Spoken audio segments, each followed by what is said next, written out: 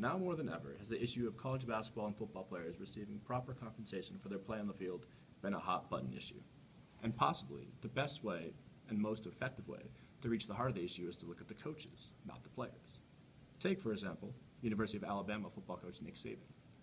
He makes $7 million annually. In contrast, the president of the University of Alabama makes $535,000, according to the New York Times. University of Kentucky basketball coach John Calipari makes $5.5 million annually. This, again, compared to $500,000 for the president, Eli Capilouto. Of course, these lucrative coaching contracts are in part due to the amount of money that football and basketball brings in. In fact, if you look at the five major conferences, the Big 12, the Pac-12, the Big 10, the ACC, and the SEC, the average school in those member conferences makes $17 million annually. According to ESPN, Nick Saban gets a $100,000 bonus if Alabama's graduation rate falls in the top 25% of SEC schools. Sounds good, right? Well, if he wins the SEC, he gets $200,000. And if they win the national championship, which they've done 3 times in the last 5 years, double that. They'll make $400,000. But how much of that goes to the players? None. And the revenues for the SEC schools is going to rise even more. With the new playoff system for football, it's projected that the revenues will rise 50% for the SEC schools over the next few years.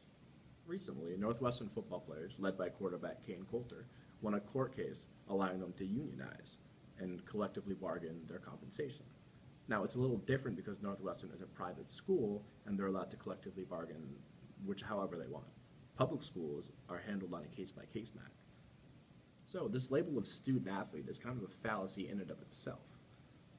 The schools make a ton of money, and the $17 million, that was on TV deals alone. That doesn't include the jerseys, the concessions, the season tickets, any of that. So Johnny Manziel can go out and win the Heisman, but he can't profit off his own name. So the school can sell a bunch of number 2 jerseys, but he doesn't make any of that money. He also can't sign autographs or endorsement deals. Meanwhile, the college coaches can cash in on endorsements whenever they want.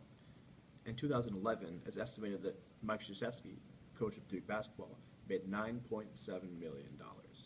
Now, only half of this was salary. Everything else was endorsements and compensation that he received, which his players cannot.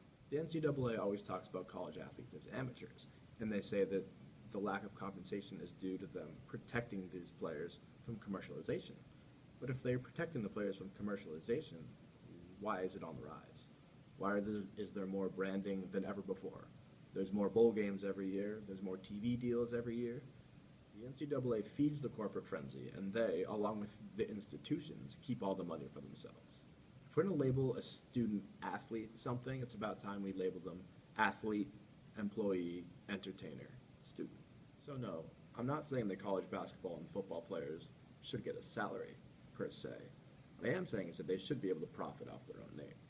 If they're good enough to get an endorsement deal with Nike, they should be able to, just like you or I could go out and profit off our name.